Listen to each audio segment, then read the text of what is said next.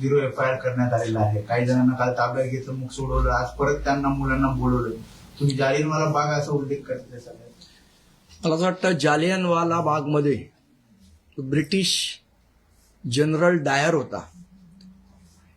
त्यांनी ज्या प्रकारे तिथे जमलेल्या लोकांवर गोळीबार केला, त्याच पद्धतीने काल दिल्लीमध्ये लाठीमार करणारे कायर होते. तो एक जनरल डायर होता आणि काल दिल्लीत विद्यार्थ्यांवर अमानुषपणे लाठीचार्जचा आदेश देणारे कायर होते. मला असं वाटतं की हे जे सरकार आहे आणि हे जे विद्यार्थी आहेत, हे विद्यार्थी काय चायनामधनं आलेले नाहीत, पाकिस्तानमधनं आलेले नाहीत, हे आपलेच विद्यार्थी आहेत ना. मग आपल्याच विद्यार्थ्यांशी तुम्ही संवाद साधू शकत नाही? निदान ब्रिटिश लोक गांधीजी उपोषणाला बसले तर त्यांना भेटायला तरी यायचे, त्यांच्याशी बोलायला तरी यायचे. हे सरकार तर ब्रिटिशांपेक्षा गायबुजरं झालंय की हे त्यांच्याशी बोलायला पण तयार होत नाही. मला असं वाटतं हा जो सत्तेचा माज आलेला आहे, त्याच्या विरोधात जे विद्यार्थ्यांनी आंदोलन केलंय, त्या विद्यार्थ्यांना खरोखर आम्ही सलाम करतो. ज्या हुकुमशाहीच्या विरोधात त्यांनी आंदोलन उभारलंय, हे निश्चितपणे त्यांचं अभिनंदन करणारं आहे आणि त्यांच्या पाठी सर्व जनता सक्षमपणे उभी आहे हे त्या विद्यार्थ्यांनी लक्षात ठेवावं. आणि अशा प्रकारे लाठीचार्ज करून काल तर दादरमध्ये ज्या पद्धतीचा अमानुष लाठीचार्ज, काय करत होते ते विद्यार्थी? घोषणा देत होते ना.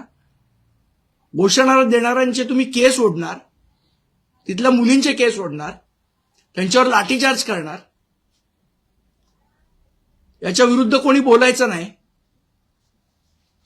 मला असं वाटतं ही वेळ आहे, आपण सगळ्यांनी याच्या विरुद्ध बोलायला पाहिजे.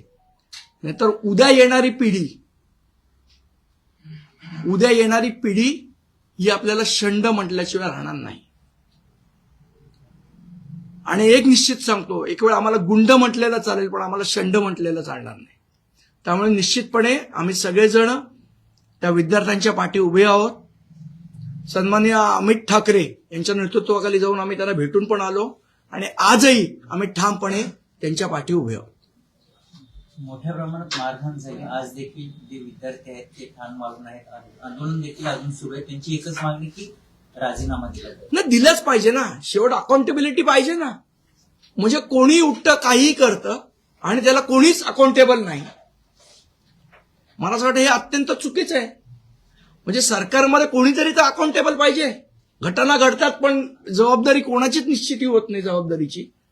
हे अत्यंत सिस्टीम मधलं भयानक चित्र आहे.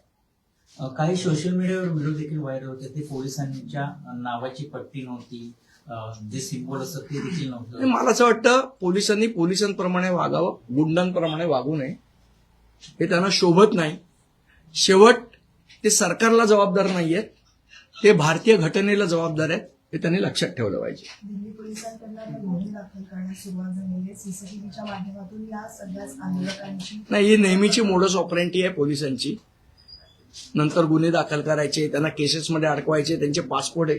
मला असं वाटतं एक काल का परवा मी नरेंद्र मोदींचं भाषण ऐकत होतो आणि त्याच्यात ते पंतप्रधान त्यावेळेचे मनमोहन सिंग यांना सल्ला देत होते की लाठीचार्ज कसे तुम्ही करता, लाठीचार्ज करणं चुकीचं आहे वगैरे.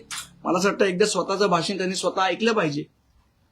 काल काँग्रेस जनता पार्टीचं शिष्टमंडळ म्हणजे दोघं जण जेपी नड्डा यांची भेट घ्यायला गेली. तर जेपी नड्डांनी सांगितलं की आम्हाला वेळ पाहिजे, आम्ही तुमच्या मागण्यांवरती विचार करू, मात्र त्यांना वेळ पाहिजे. अजून किती वेळ पाहिजे? नेमका 22 जण गेले 20 दिवस काय करत होते? मग गेले 20 दिवस काय करत होते? मला असं वाटतं, आणि ही गोष्ट फक्त दिल्लीतच घडत नाही, ह्या गोष्टी मुंबईतही घडत आहेत. आपल्याला माहित असेल, चेंबूरमध्ये एक अत्यंत दुर्दैवी अशी घटना झाली होती. त्या घटनेमध्ये एका चिमुरड्याचा झाड पडून मृत्यू झाला. चालता चालता एक माणूस गटारात पडला आणि गटारात त्याचा मृत्यू झाला. याही घटनेला महानगरपालिकेने कोणावरही जबाबदारीची निश्चिती केली नाही. त्याच्यानंतर एक अहवाल बनवला, तोंडाला पानं पुसणारा, आणि त्याच्यामध्ये सांगितलं की ह्याला कोणीच जबाबदार नाही. मला असं वाटतं ह्या सगळ्या गोष्टींविरुद्ध, म्हणजे ह्या घटना आहेत फक्त, तर या घटना नाही तर ही सिस्टीमचं फेल्युअर आहे. आणि म्हणूनच उद्या सकाळी 11 वाजता महाराष्ट्र नवनिर्माण सेना आझाद मैदानावर आम्ही आंदोलन करतोय. ज्या महानगरपालिकेच्या हलगर्जीपणामुळे, ज्या अधिकाऱ्याच्या हलगर्जीपणामुळे त्या लहान मुलाचा मृत्यू झाला, एक माणूस गटारात पडला, त्यानंतर सुद्धा कुठल्याही अधिकाऱ्यावर कसलीही कारवाई झाली नाही. एक थातूर मातूर दंड त्या कंत्राटदारांना रिकमेंड करण्यात आला, तोही अजून त्यांच्याकडनं वसूल केला गेला नाही. पण जो अधिकारी 11 वर्ष त्या गार्डन डिपार्टमेंटवर बसून आहे, त्या अधिकाऱ्यावर अजूनपर्यंत कुठलीही कारवाई झाली नाही. आमचं उद्याचं आंदोलन हे फक्त त्या अधिकाऱ्याच्या विरोधात नाही, तर जबाबदारी निश्चिती न करणाऱ्या व्यवस्थेविरुद्ध आहे. त्यामुळे आपल्या माध्यमातनं माझं सर्व मुंबईकरांना आव्हान आहे की नुसता हा महानगरपालिकेचा विषय नाहीये, हा व्यवस्थेचा विषय आहे. ज्या व्यवस्थेमध्ये कोणीच जबाबदार नाही अशी जी व्यवस्था उभारडा करण्याचा प्रयत्न सरकार करते, त्या व्यवस्थेच्या विरोधातलं उद्याचं आंदोलन आहे. तर आपण सगळ्यांनी आपल्या माध्यमातून मी विनंती करतो, मुंबईतल्या सर्व नागरिकांना, सर्व विद्यार्थ्यांना, सर्व लोकांना, की उद्या 11 वाजता आपण हे व्यवस्थेविरुद्धचं आंदोलन आहे हे करण्याकरता आपण या, असे मी आपल्या माध्यमातून सर्वांना विनंती करतो. महापालिका आयुक्तांना तुम्ही पत्र लिहिलं होतं की या त्या पत्राचं उत्तरही आम्हाला देत नाही, ना आम्हाला कुठली चर्चा करायला बोलवत. फक्त त्यांचा म्हणजे हे मोदींपेक्षाही आयुक्त मोठे झाले. मोदींना तर युगो आहेच, पण मोदींपेक्षाही मोठा युगो भिडेन आहे असं मला वाटायला लागलं. काल संदीपजी दादरमध्ये नीटच्या विरोधात पेपरफुटीच्या प्रकरणामध्ये आंदोलक पाहायला मिळाले, तरुण विद्यार्थी होते, त्यांच्यामध्ये एक बॅनर औरंगजेबाचा पाहायला मिळाला. पण प्रश्न उपस्थित होता, काय औरंगजेबाचा बॅनर पाहायला मिळाला, फोटोचा मला वाटतं, मी तरी बघितला नाही. संदीपजी, तुमच्या माझ्या इथे जी मुलं आलेली ना, जी इथे उभी होती, ती छत्रपती शिवाजी महाराजांच्या घोषणा देत होते आणि बाबासाहेब आंबेडकरांच्या घोषणा.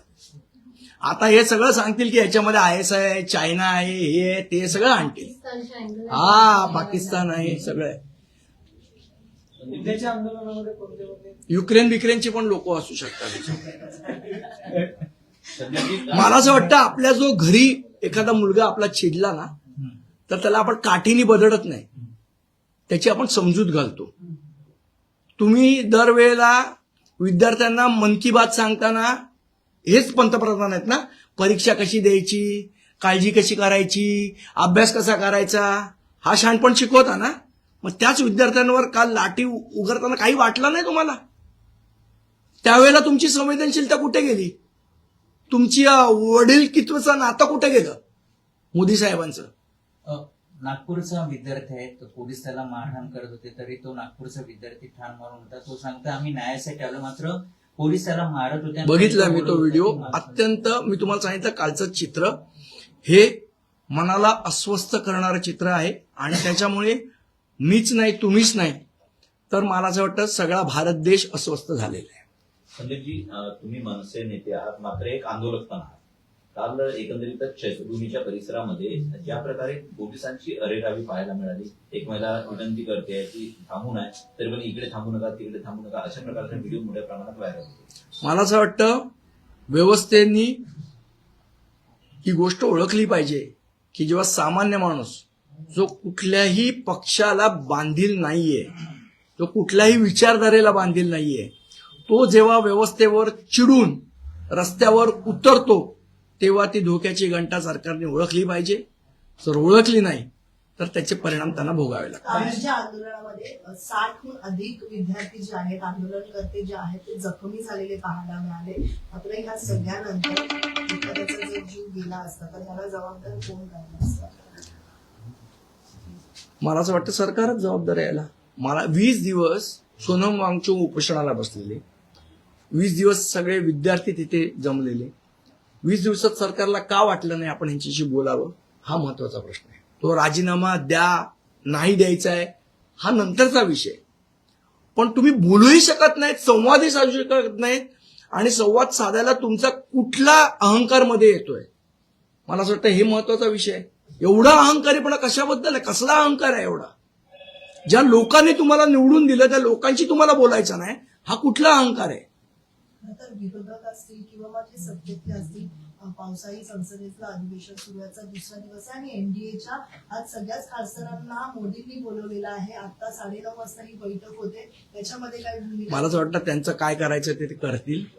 आंदोलकांशी संवाद साधायला पाहिजे होता, गेल्या 20 दिवसात तो साधला नाही, आणि ज्या प्रकारे अमानुषपणे लाठी चार्ज त्या मुलांवर केला, हे निश्चितपणे याचा आम्ही निषेध करतो.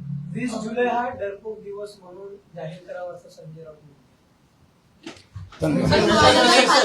मुंबई महानगरपालिकेने धोकादायक झाडांवरती खरं तर कागद लावली होती की ही झाडं धोकादायक आहेत, जपून मात्र पावसात ती कागद काढून घेतली. मूर्ख आहे, त्यांना सिस्टीमच माहित नाही. असं झाडावर धोकादायक लावून कशी ती झाड टिकणार आहे? माझं तेच म्हणणं आहे ना, कुठलीच जबाबदारी कोणीच घ्यायला तयार नाही या सिस्टीम मध्ये. आयुक्त जबाबदारी घेणार नाहीत, अतिरिक्त आयुक्त जबाबदारी घेणार नाहीत, गार्डन डिपार्टमेंटचा सुप्रिंटेंडंट जबाबदारी घेणार नाही. मग जबाबदारी कोणाची आहे? आता ते म्हणतील आम्ही पोस्टर चिटकवलेलं त्या झाडावर, पण ते आता राहिलं नाही, मग कोणाची जबाबदारी? कोणाचीच नाही.